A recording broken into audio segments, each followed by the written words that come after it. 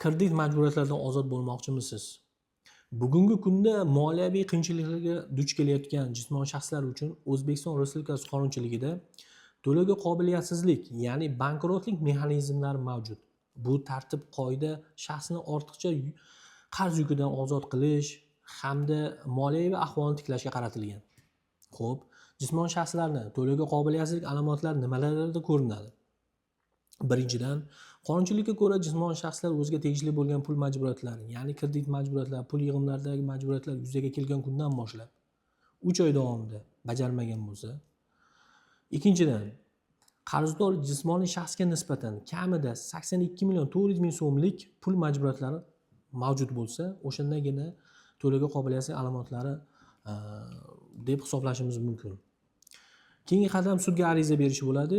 Ariza berish qarzdor jismoniy shaxsning o'zi, kreditorlar hamda davlat soliq xizmatlari tomonidan ariza beriladi.